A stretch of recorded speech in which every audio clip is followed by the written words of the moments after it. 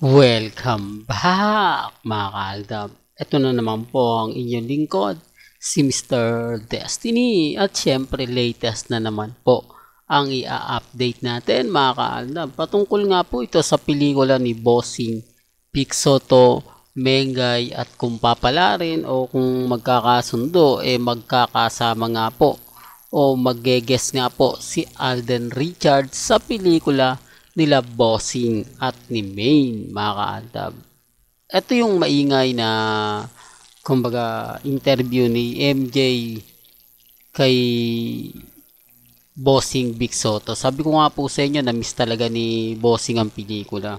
Kumbaga marami kasi mga kwento-kwento ang lumalabas na kumbaga yung kulang na kulang daw po ang budget ng mababa nga po raw talaga ang sweldo ng TVJ sa TV5 kaya gagawa na po sila pandagdag din po. Sabi ko nga po sa inyo dito po maraming bagay-bagay po na nakakatuwa po talaga panoorin, di po ba? Na ako mga kaaldab, sabi ko nga po sa inyo sa mga taong laging nakatutok sa channel natin, nagpapasalamat naman po ako sa suporta na binibigay nyo po sa channel ni Mr. Destiny na kahit binabatikos po ako, naandyan pa rin po kayo. O ba walang iwanan? O tapos tayo po yung nagte-trending, boycott natin ang Eat Bulaga. Tapos sasabihin nila, boycott mo pala Mr. Destiny, bakit nanonood ka ng Eat Bulaga? Bakit ka, kumbaga, nakatutok dyan? Alam nyo, sa mga hindi po gusto na nakatutok ako dahil nga po nalalaman natin yung mga kaganapan, lalong-lalo na nga po sa mga issue na inilalabas. Di po ba? Well, balikan natin muna ang SONA. Di po ba maraming mga nagre-react na bakit nga po ba wala talaga si Mengay sa SONA ng Pangulo? Na kung saan nga po dapat kasama ang First Lady ng Quezon City ng District 1. Ako, doon pa lang mapapaisip na talaga sila. Pero ewan ko mga kaaldab, no? Bakit wala silang reaksyon? Hindi man lang sila nagtataka na karamihan sa mga artista na asawa ng politiko naandun.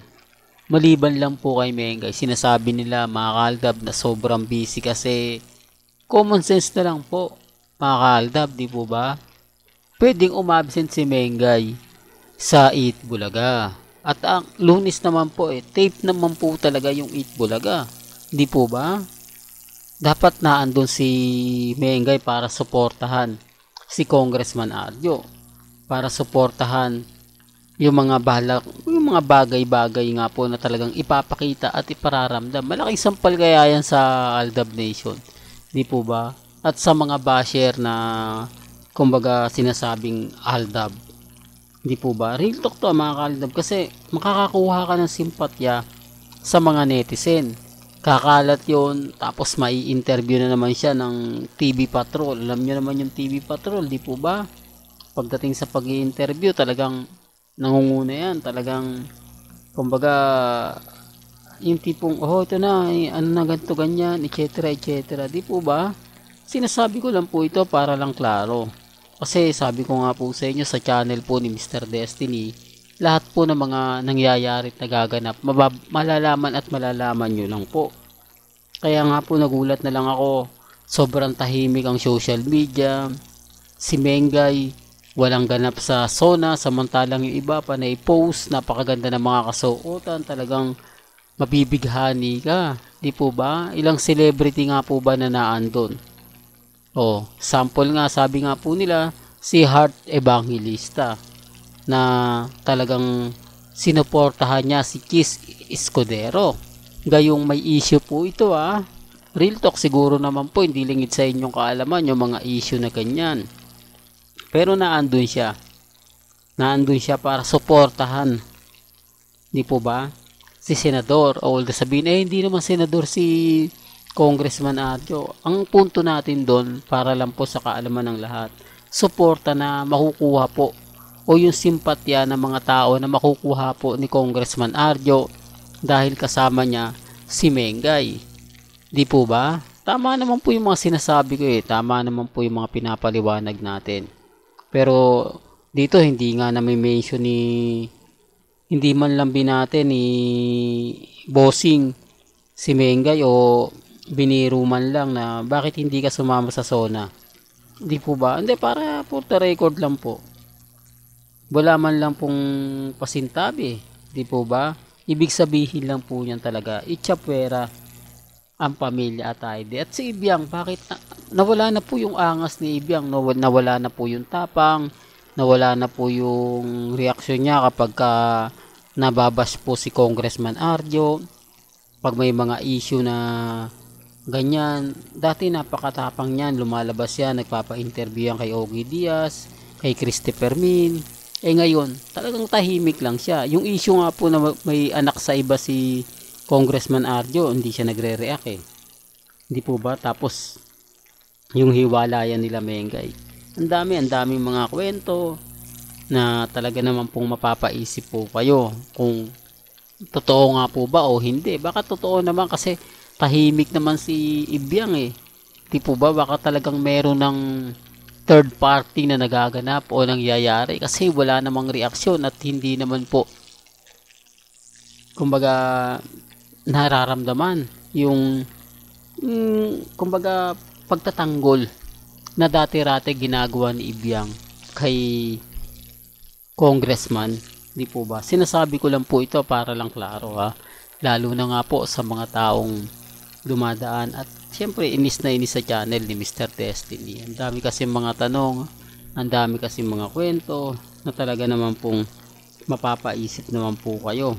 Lalo na nga po ngayong kumbaga nararamdaman na natin yung pagmamahal na pinapakita ni Alden Richards. Di po ba? Speaking of Alden Richards, silang tulog na lang nga po pupunta na ito sa Canada na inaabangan na nga po raw ng mga Captain fans at syempre Alden fanatics. Ulitin ko lang po at ire-remind sa mga Aldab Nation na once dumating na po si Alden sa Canada, normal lang po yan na maraming mga photos, video na sinasabing sobrang sweet nila ni Catherine. Di po ba? Forma, kung ano lang yun mga kaaldab, para lang po sa pelikula yon. Once naman matapos na yung pelikula, wala na, di po ba? Balik back to normal na naman po ang buhay nila Catherine at ni Alden Richards. Ang kagandahan naman po kasi kahit naman po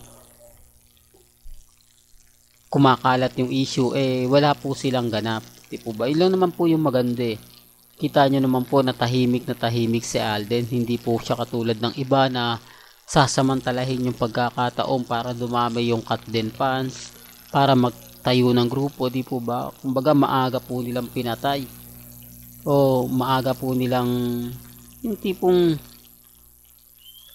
nasa dulo ng dila natin mga kaaldab. Ibig kong sabihin, yung maaga nilang tinapos, di po ba? Hindi na nila pinalaki pa, di po ba? Hindi na nila sibol pa ng gusto. O ngayon, nasa Canada si Catherine. Wala man lang paramdam si Alden na kumbaga ganito ganyan. Wala man lang post si Catherine. Wala namang post na hinihintay ko na si Habi. Di po ba? Yung mga tipong patweetams at pakilig lang. Hindi po para sa kanila, kundi para sa mga taong sumusuporta at nagmamahal po sa kanila. Pero wala di po ba? Patunay lang po yan na wala po talagang Catden. Patunay lang po yan na talagang Aldab pa rin po at ang karelasyon si Mengay. Mengay at Tisoy lang po sa mga taong bulag at bingi. Ewan ko lang po kasi kitang kita nyo naman po yung mga nagaganap at nangyayari. Depende na lang po ito sa mga taong magpapakalat ng hindi maganda at hindi kaaya-aya. Basta ako mga kaaldab, ang importante lang naman po sa akin maging updated po kayo. Well, hanggang dito na lang po ang ating latest updates. Kaya kung gusto nyo pa po ng pinaka-latest at sariwang update, abay tumutok lang po kayo dito po sa channel ni Mr. Destiny para updated po kayo sa mga latest at sa mga bagong video po na ilalabas po natin maya-maya lang.